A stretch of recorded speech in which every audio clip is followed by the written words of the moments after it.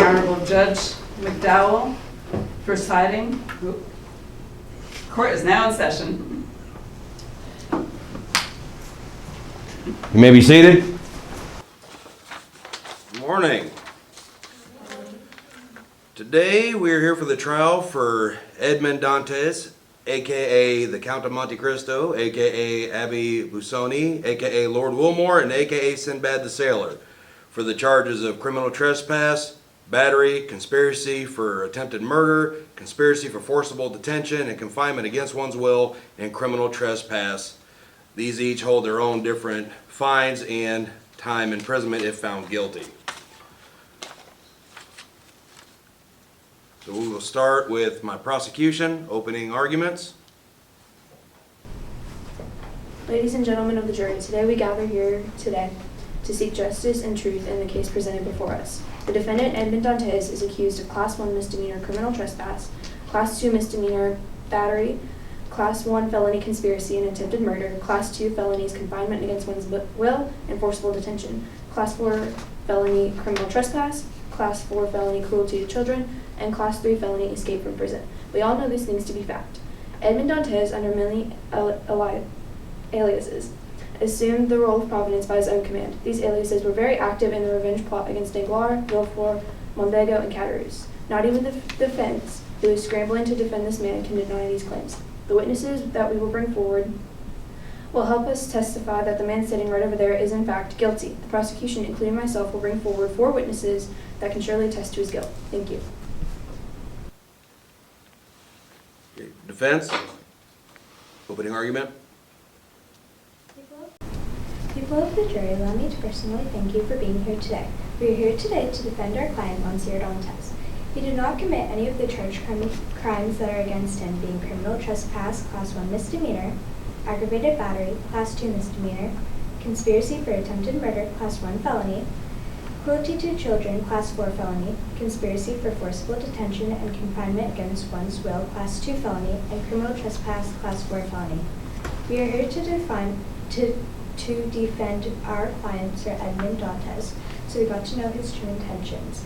The proof that will shortly follow this statement will help the defense team, including myself, to keep this wonderful man out of jail. Thank you, Your Honor. All right, prosecution. You may start with your case. Present any witnesses that you have. We would like to call Monsieur Danglars up to the stand. Did you recognize who kidnapped you originally? No, I did not recognize anyone. What were your first initial thoughts when you were brought into the prison? I was confused because I did not know what I had done. Did you recognize the men who came to your door? No, I only recognized them by seeing them before when they continued to come. Were you willing to pay the enormous sum? At first I wasn't, because I was determined to keep my fortune, but I became more and more desperate as the days went on. So why didn't you just pay the $5 million sum to do that free? Because in any case that I was let out free, if I did pay it, I would have no money left, and I would have nothing left in the vault. That's all you want? No further questions from the prosecution? Defense, any questions? Yes, Your Honor. What did you not like about Edmond Dantes that made you quote-unquote ruin his life? It wasn't that I did not like him. I was jealous of his success, but I did not like him. Did you say this?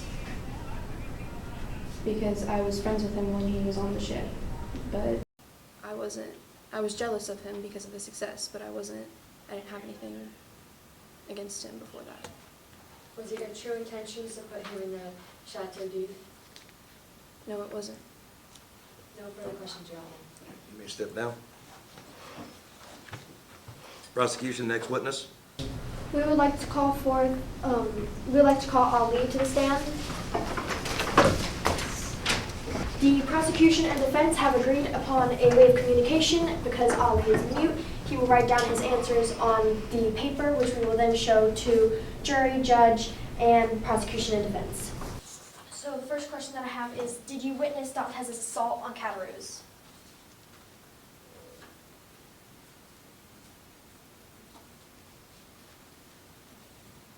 His response is, no, it was too dark. How did you feel when Dantes gave you the information he did before he entered his house on the Champs-Élysées?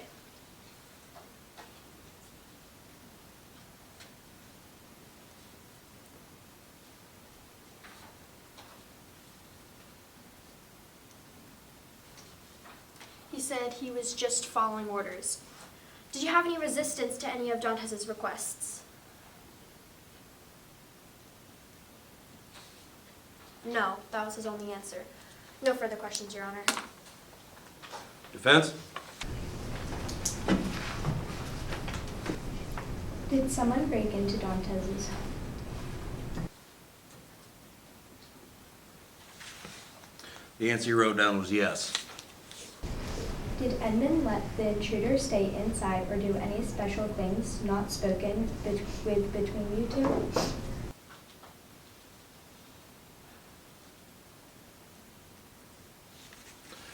The witness wrote down yes. Did you see Cataruz try to stab Dantes? The witness wrote down no. Did you see anything that Dantes may have done to do after this? The witness wrote down no. No further questions, Your Honor. You may step down.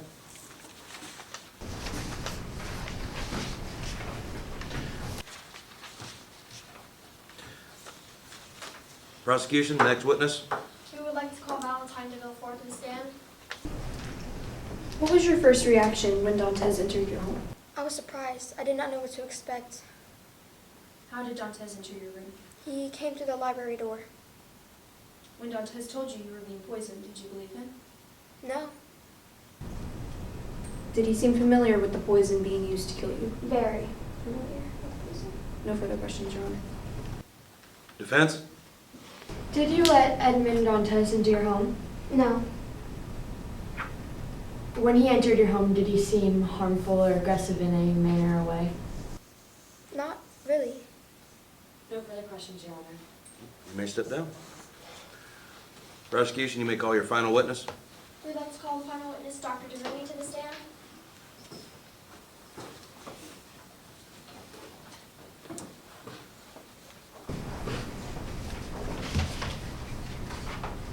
What poison did you suspect killed Madame and Monsieur de Saint Laurent? I was confused at first because it seemed like it could be a couple different poisons, but eventually I figured that it had to be brucine because of some of the ways that it reacted to different chemicals.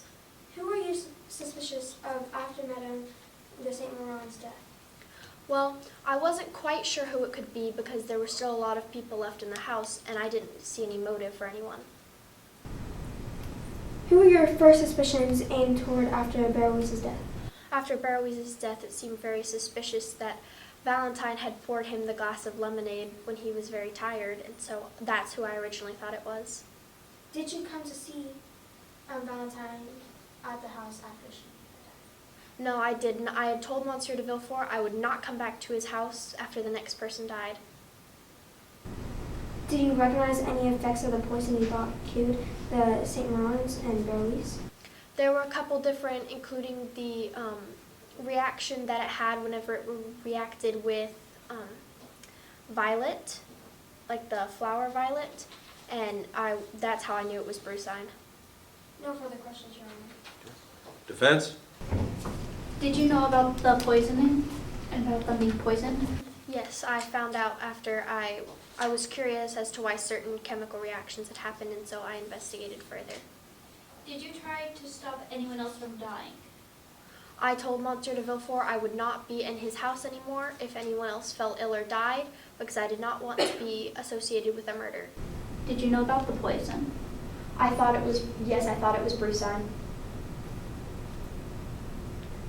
What exactly did you try to do to make sure no one else got poisoned and to help them when they did get poisoned? I did not do anything because whenever I got there, Beroise was dead, Madame de Saint Méran was also dead, so there was nothing I could do to help them. Okay, that's all, Your Honor. You may be seated. All right, prosecution, you're out of witnesses. Am I correct in that? Yes, Your All Honor. right. Defense, do you have any witnesses you would like to call up? Yes, Your Honor. All right, call your first witness. We'll be calling Sir Edmond Dantes. Okay. Okay.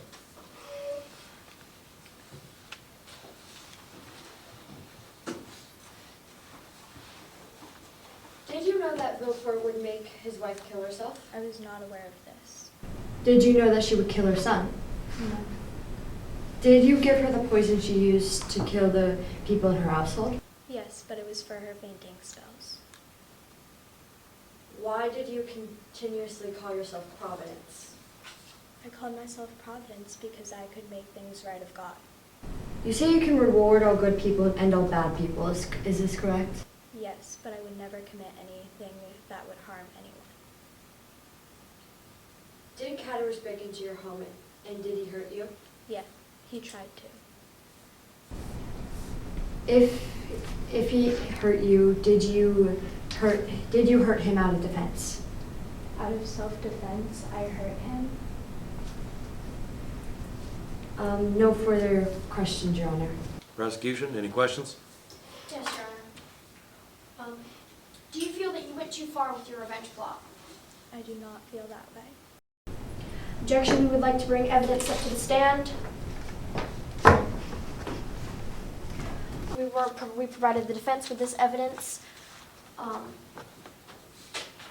It says that Monte Cristo paled at the horrible sight. He realized that he had beyond the limits of rightful vengeance and that he could no longer say, God is for me and with me. Monte Cristo, the Count of Monte Cristo was one of the aliases that you used. Are you telling me that you did not feel this way? That is correct. Okay.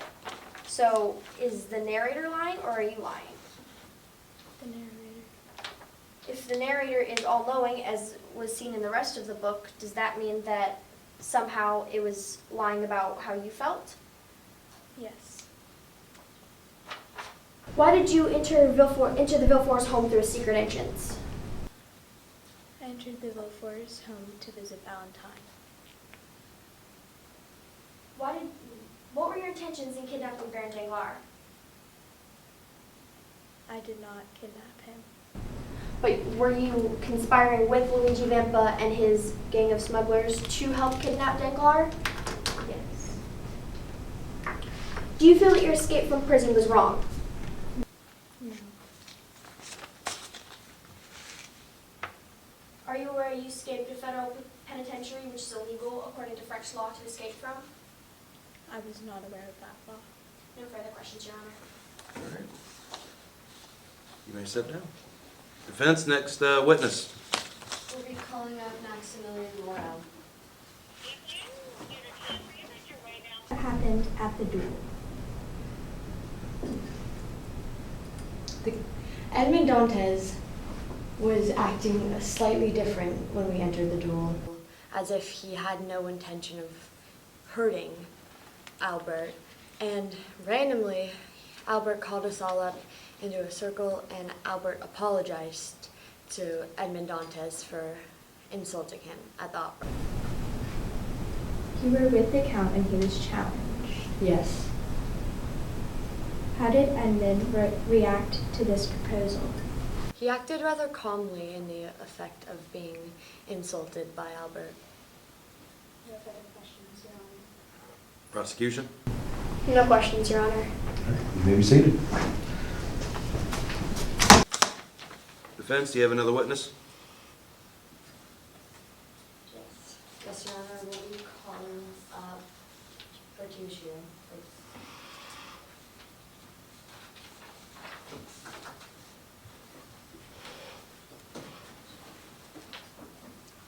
How long have you known the Count? As long as I can remember. What is working for the Count like?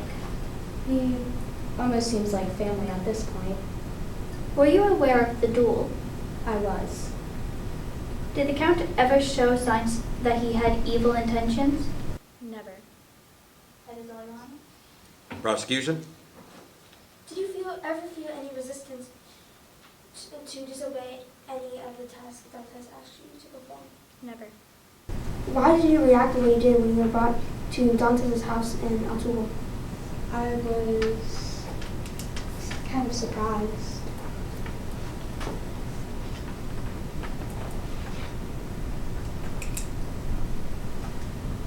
No further questions, Your Honor. Defense, next witness. I'll be calling up Abina.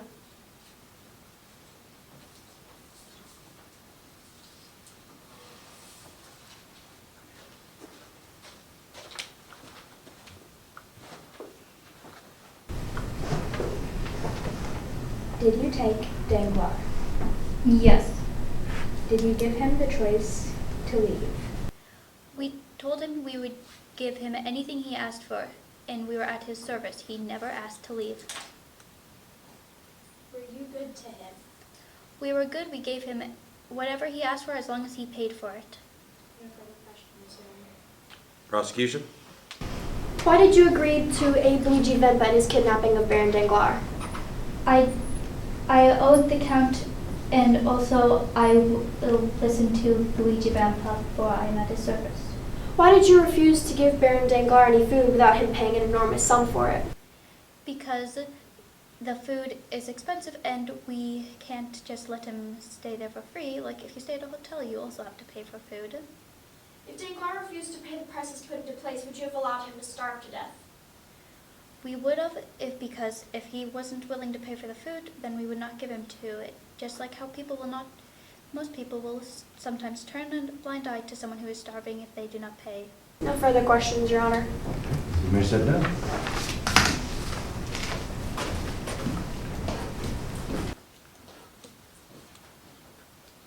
Defense, do you have another witness? We will call Mercedes to the stand. Okay.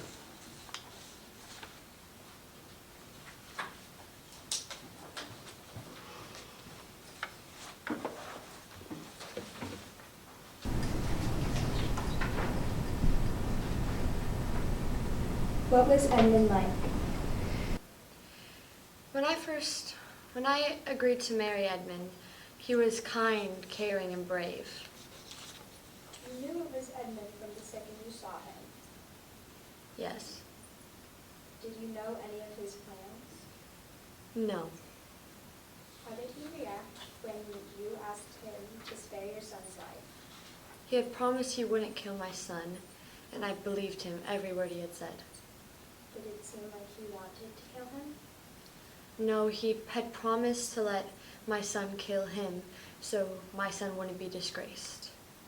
No further questions, Your Honor. Prosecution. No questions, Your Honor. All right, you may step down.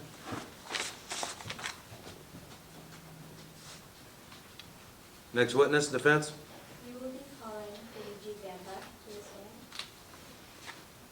stand. What is your relationship with Edmund? I had owed him a duty of mine. Did Edmund tell you to hurt anyone for him? Yeah, not necessarily hurt anyone. Did Edmund pay you to do anything illegal or anything that can be seen as wrong? I was never paid for any of my deeds. No further questions, Your Honor? Prosecution. How did Dantes introduce the idea of you and your bandits kidnapping Baron Danglars? He asked me if I wanted to do a deed for him, and of course I agreed, being I owed him. But that's all really. He never told me to hurt Baron Danglars, more or less keep him captive. What was the duty that you owed him?